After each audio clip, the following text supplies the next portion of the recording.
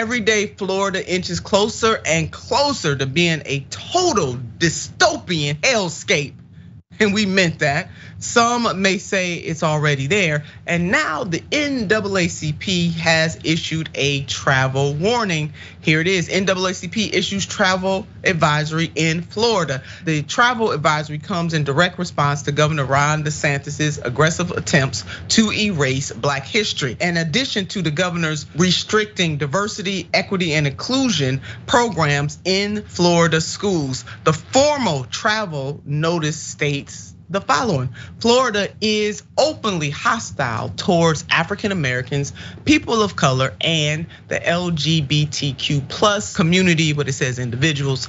Before traveling to Florida, please understand that the state of Florida devalues and marginalizes the contributions of and the challenges faced by African Americans and other communities of color. And this statement is coming from the NAACP Board of Directors.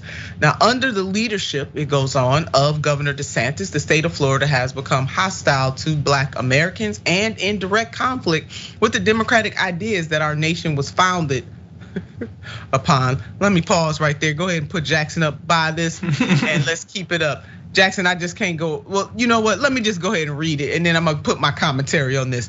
He should know that democracy will prevail because its defenders are prepared to stand up and fight. We're not backing down, and we encourage our allies to join us in the battle for the soul of our nation. So first of all, I am glad that the NAACP Board of Directors stepped out here to call this what it is, taking it to the streets on Governor Ron DeSantis. The thing though, Jackson, for me, that always gets me with statements like this, and the NAACP Board of Directors is not the only one to phrase it this way, when they say that in direct conflict with the democratic ideas that our nation was founded upon. That right there is not true. Ron DeSantis, his actions are really in line with the principles that this nation was founded upon. I know it hurts to say it. I know it hurts to admit it, but those are the facts. And so although I understand exactly where the NAACP National Board of Directors are going, I applaud their efforts to push back on this dude in the way that they are. Let's be real here. If you're gonna go down this path with him, be honest about the fact that he is going back to a time in this country that is really unacceptable. He's using the power of his office in ways that are not acceptable for 21st century America. But make no mistake, America was founded by stealing the land of the indigenous people, by enslaving Africans and then later their African descendants, redlining, black codes, Jim Crow, you name it. It was founded on all of that and so much more. And that's exactly one of the reasons why Ron DeSantis and other Republicans are so focused on, quote unquote, critical race theory and eliminating it from children's books in any way that they can. And it's very good that the NAACP put this warning out, because Ron DeSantis is basically using Florida as like a test subject to make the furthest right-wing policies that he can. How can I push this forward? How can I make this state as unattractive as possible to anyone who isn't, basically within the MAGA group? And it's always hilarious, this notion that, we got to get these migrants out of Florida, because Latinos have been in Florida since Spain was in control of the state, since before we got it from them after the Spanish American War. So, and then too, with Fidel Castro sending the Cubans over in the 70s. And it's just so much of the foundation of the state of Florida is not just Latino, but migrants, period. You got Cuba, you got Jamaica, you got Haiti right there. This isn't new. But it's just the same old story of trying to make people feel like outsiders in their own land. And again, everything Ron DeSantis is doing, despite the fact that it's unpopular, a certain portion of the country is fully in favor of it. So he's going to continue down this path, and it's good that the NAACP is letting people know that he ain't stopping this. That's right, and what he knows exactly what he's doing, and others from the GOP that use this as a tactic, they are speaking in a visceral, it has a visceral response, the othering of people, and other people are taking your stuff, and they talking bad about the United States of America because this country was founded on integrity and love and decency and entrepreneurship. Entrepreneurship, you got that entrepreneurship, right? Got somebody else doing all the work, but entrepreneurship for sure. And you're right, we on this show about a week ago, we did show that what Governor Ron DeSantis is doing is not popular, that it is not polling well, that the American people are not buying what he is selling. But your point, Jackson, about there is a certain segment of this population that they get up in arms over this kind of stuff. They get stoked by it, and that's exactly what he wants. Now, for the NAACP, this is not the first time that this group has issued a travel warning on Florida. Equity Florida and LGBTQ plus advocacy group issued a travel advisory in April. So good on folks. Hateful laws may make Florida unsafe for travel. LGBTQ plus advocates say Equity Florida and the Florida Immigrant Coalition have issued travel advisories warning visitors about the prejudice. And we also know that Dwayne Wade, Jackson, for example, took his family or is taking his family out of that state for some of these same reasons. So again, I applaud the NAACP and other groups who are standing up to this man and fighting back. The Florida Immigrant Coalition also issued a warning: traveling to Florida is dangerous. That's it, exclamation point, that right there. Reconsider travel to Florida due to unconstitutional law that targets immigrant communities and abuse civil liberties. Caution advised for travelers to Florida. And they just really lay it out. And now the right wing has had quite the reaction. They losing their stuff over this. They say regarding the hostility toward African Americans in Florida, do you feel hostility? No.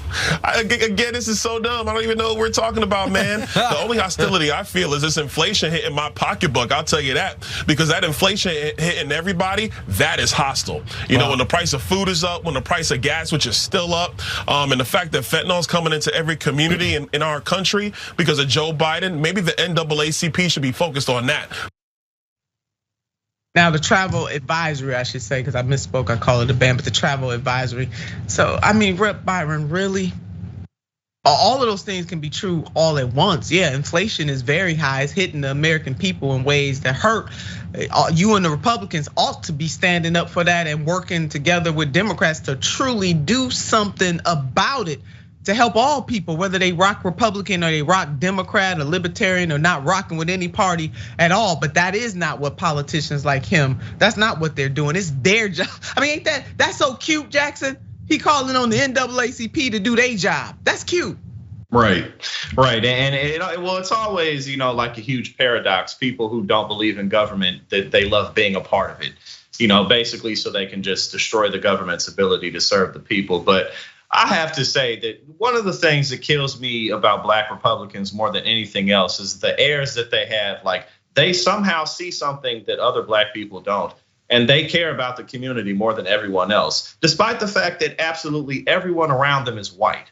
You know what I'm saying? It's like, you ain't got no white friends. Nobody in your association with who you work for is Black, basically. I said it wrong the first time. Basically, everybody in your life is white. You sitting up here putting out airs, acting like you care more about the community. And the only way that you can stay in that party is if you say this type of stuff that you're saying, because you can't be up in that party telling the truth in any type of way. So it's just always ridiculous to see that. And then people like that will look at somebody and me and be like, oh, you're half white, you're light skinned, so you can't say that. But it'd be like, again, well, I have Black friends and you don't, so I guess there's that. But that really always kills me. Yeah, it's quite something. And DeSantis's press secretary weighed in, Jeremy Redfern, responded to the NAACP with the following travel advisory announcement on Twitter. He tweeted, this is a stunt. So that's the main thing. So he quote tweeted on top of the NAACP's tweet, this is a stunt. I thought he was really referring to his boss, really.